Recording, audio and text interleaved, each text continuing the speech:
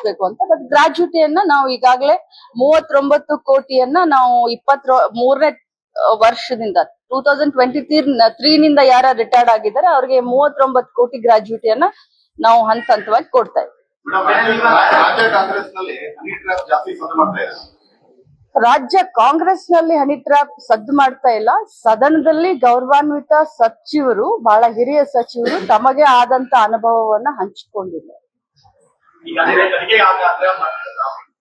ಇದು home minister ಈಗಾಗಲೇ ಈ ಪ್ರಶ್ನೆ ಬಗ್ಗೆ ರಿಯಾಕ್ಟ್ ಮಾಡಿದ್ದಾರೆ. ಮಾನ್ಯ ಮುಖ್ಯಮಂತ್ರಿಗಳು ಕೂಡ ಈ ಬಗ್ಗೆ ರಿಯಾಕ್ಟ್ ಮಾಡಿದ್ದಾರೆ. ಸೊ ಇದು ಪ್ಯೂರ್ಲಿ ಮಾನ್ಯ ಸಚಿವರಾದಂತ ರಾಜನ್ ಅವರಿಗೆ ಸಂಬಂಧಪಟ್ಟಂತದ್ದು. ಆದ್ರೆ ಇದು ಬಹಳ ದುರದೃಷ್ಟಕರ. ಈ ರೀತಿ ಎಲ್ಲೂ ಆಗಬಾರ್ದು, ಯಾರಿಗೂ ಆಗಬಾರ್ದು. ಸೊ ಹೇಗೆ ಸಚಿವರು ಡಿಸಿಷನ್ ತಗೊಳ್ತಾರೆ, ಯಾವ ರೀತಿ ಮುಖ್ಯಮಂತ್ರಿಗಳು ಮತ್ತು ಹೋಮ್ ಮಿನಿಸ್ಟ್ರು ಇದನ್ನ ಮಾಡ್ತಾರೆ, ಆ ರೀತಿ ಆಗ್ತದೆ.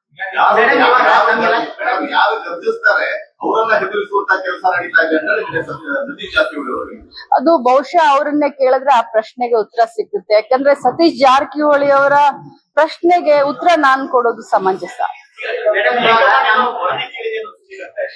ನನಗೆ ಅದ್ರ ಬಗ್ಗೆ ಗೊತ್ತಿಲ್ಲ.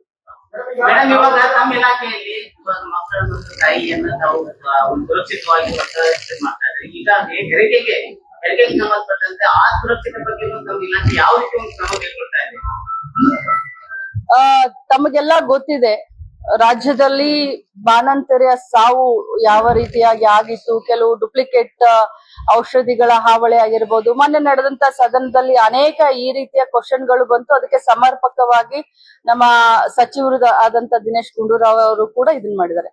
ನಮ್ಮ ಇಲಾಖೆಯ ಜವಾಬ್ದಾರಿ ಏನು ಅಂತಂದ್ರೆ ಪೌಷ್ಟಿಕಾಂಶ. ನಮ್ಮ ಇಲಾಖೆಯ ಜವಾಬ್ದಾರಿ ಪೌಷ್ಟಿಕಾಂಶ. ಇದನ್ನ ಬಿಟ್ಟು ಹೊರತಾಗಿ ಜವಾಬ್ದಾರಿಯನ್ನು ಕೂಡ ನಾವು ಬಹಳಷ್ಟು, ನಮ್ಮ ಇಲಾಖೆಯಲ್ಲಿ ಬಹಳಷ್ಟು ಸೆಕ್ಷನ್ಗಳಿದಾವೆ. ಸೊ ಅದನ್ನೆಲ್ಲ ನಾವು ತಗೊಳ್ತೀವಿ. ಆಶಾ ಕಾರ್ಯಕರ್ತರದ್ದು ಒಂದು ಜವಾಬ್ದಾರಿ ಇರುತ್ತೆ, ಆರೋಗ್ಯ ಇಲಾಖೆದು ಒಂದು ಜವಾಬ್ದಾರಿ ಇರುತ್ತೆ. ಸೊ ಎಲ್ಲರೂ ಸೇರ್ಕೊಂಡು ಈ ಏನು ಬಾಣಂತಿರೋ ಸಾವು ಪ್ರಕರಣ ಆಗಿರಬಹುದು, ಇದನ್ನೆಲ್ಲ ನಾವು ಎಲ್ಲರೂ ಕೂಡ್ಕೊಂಡು ಇದಕ್ಕೆ ಕೈ ಜೋಡಿಸ್ತಾ ಇದೀವಿ. ಬಟ್ ಸ್ಪೆಷಲಿ ನಮ್ಮ ಇಲಾಖೆಗೆ ಬರುವಂತ ಜವಾಬ್ದಾರಿಯನ್ನ ನಾವು ಮಾಡ್ತೀವಿ.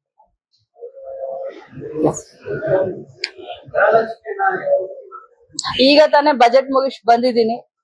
ಬಜೆಟ್ ನಲ್ಲಿ ಎಲ್ಲರೂ ಬ್ಯುಸಿ ಆಗಿದ್ರು. ನಿಮಗೆ ಗೊತ್ತು, 30 ಮಾರ್ಚ್ ಇದು ಇಯರ್ ಎಂಡ್ ಇರುತ್ತೆ. ತಮಗೆಲ್ಲರಿಗೂ ಗೊತ್ತು, 31 ಮಾರ್ಚ್ ಇಯರ್ ಎಂಡ್ ಇರುತ್ತೆ. ಸೊ ಈ 31 ಮಾರ್ಚ್ ಮುಗಿದ ತಕ್ಷಣ ಉಳಿದ 2 ಕಂತಿನ ಹಣವನ್ನ ಬಿಡುಗಡೆ.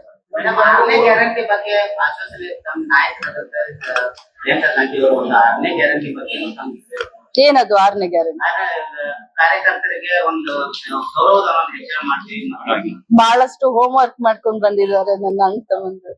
6ನೇ ಗ್ಯಾರಂಟಿ ಬಗ್ಗೆ ಅಂತೂ ನನಗ್ ಗೊತ್ತಿಲ್ಲ. ಬಟ್ ನಮ್ಮ ಅಂಗನವಾಡಿಯ ಯೂನಿಯನ್ ಎಲ್ಲ ಲೀಡರು ನನ್ನ ಗಮನಕ್ಕೆ ತಂದಿದ್ದಾರೆ. ಮಾನ್ಯ ಮುಖ್ಯಮಂತ್ರಿಗಳ ಜೊತೆ ನಮ್ಮ ಅಂಗನವಾಡಿಯ ಯೂನಿಯನ್ ಗಳ ಲೀಡರ್ ಗಳ ಮೀಟಿಂಗ್ ಅನ್ನು ಕೂಡ ಮಾಡಿಸಿದ್ದೀನಿ. ಸೊ ತಮ್ಮೆಲ್ಲರಿಗೂ ಹೇಳಲಿಕ್ಕೆ ನನ್ಗೆ ಸಂತೋಷ ಅನ್ಸುತ್ತೆ.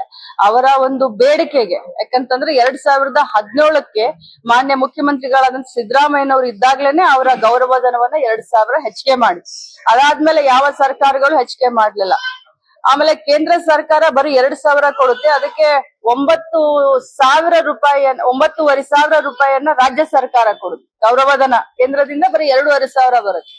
ಸೊ ಕೇಂದ್ರದಲ್ಲೂ ಕೂಡ ಸುಮಾರು 15 ವರ್ಷದಿಂದ ಅಂಗನವಾಡಿಯ ಕಾರ್ಯಕರ್ತರಾಗ್ಲಿ ಸಹಾಯಕಿಯರಾಗ್ಲಿ ಗೌರವಧನ ಹೆಚ್ಚಿಗೆ ಮಾಡ್ಲಿಲ್ಲ. ಸೊ ನಾವು ಈ ಬಜೆಟ್ ನಲ್ಲಿ ಘೋಷಣೆ ಮಾಡಿದೀವಿ, ಕಾರ್ಯಕರ್ತರಿಗೆ 1,000 ರೂಪಾಯಿ, ಸಹಾಯಕಿಯರಿಗೆ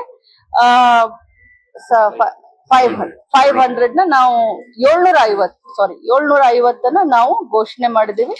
ಅವರು 6ನೇ ಗ್ಯಾರಂಟಿಯ ಬೇಡಿಕೆ ಏನಿದೆಯೋ, ಇನ್ನು 3.5 ವರ್ಷ ನಮ್ಮ ಸರ್ಕಾರ ಸದೃಢವಾಗಿದೆ. ಅಷ್ಟ್ರೊಳಗಡೆ ಅವರ 6ನೇ ಗ್ಯಾರಂಟಿ ಕೂಡ ಈಡೇರಿಸ್ತೀವಿ. ಬೆಳಗಾವಿ ವಿಭಜನೆ ಮಾತಾಡುತ್ತೆ, ವಿಭಜನೆ ಆಗುತ್ತೆ ಅಂತೆಲ್ಲ ನಿರೀಕ್ಷೆಗಳಿತ್ತು. ನಾವು ಕೂಡ ವಿಚಾರವಾಗಿ ನಡೆಯುತ್ತಿದ್ರಿ. ಅದ್ರ ಬಗ್ಗೆ ಇನ್ನೊಮ್ಮೆ ಮಾತಾಡ್ತೀನಿ. ನಂದು ಪ್ರಮುಖವಾಗಿ ಬ್ರದರ್ ತಮ್ಗೆಲ್ಲರಿಗೂ ಕೈ ಮುಗಿದು ಕೇಳ್ಕೊಳ್ತೀನಿ, ನಾನು ಏನೇ ಕಾರ್ಯಕ್ರಮ ಮಾಡಿದ್ರು ಬಹಳ ವಿನೂತನವಾಗಿ ವಿಶೇಷವಾಗಿ ಮಾಡ್ತೀನಿ. ಇದು ನಾಳೆ ಒಂದು ಕಾರ್ಯಕ್ರಮ ಮಾದರಿ ಆಗ್ಲಿ ಅನ್ನೋದು ನನ್ನ ಆಸೆ. ಎಲ್ಲರಿಗೂ ಒಂದು ದಿನ ಅವರು ಬಂದು ಮನೆ ಬಿಟ್ಟು ಈಚೆ ಬಂದು ಸರ್ಕಾರಿ ಕಾರ್ಯಕ್ರಮದಲ್ಲಿ ಸರ್ಕಾರ ಮನೆ ಬಾಗಿಲಿಗೆ ಹೋಗಿ ಅವ್ರಿಗೆ ಮಾಡ್ತಾ ಇದೆ ಅಂದ್ರೆ ಸರ್ಕಾರ ಕೂಡ ಈ ರೀತಿ ಮಾಡ್ಬೋದಂತ ಅವ್ರು ಆನಂದಿಸ್ಬೇಕು. ಅದು ನನ್ನ ಇಂಟೆನ್ಷನ್ ಇದೆ. ಜಿಲ್ಲಾ ವಿಭಜನೆ ಆಗಿರ್ಬೋದು, ಇನ್ನೊಂದು ನೀವೇನೋ ಕೇಳಿದ್ರಿ ಅದ್ರ ಬಗ್ಗೆ ಆಗಿರ್ಬೋದು, ನೀವು ನಾಳೆ ಸಾಯಂಕಾಲ ಕೇಳಿ ನಾನು ಖಂಡಿತವಾಗ್ಲೂ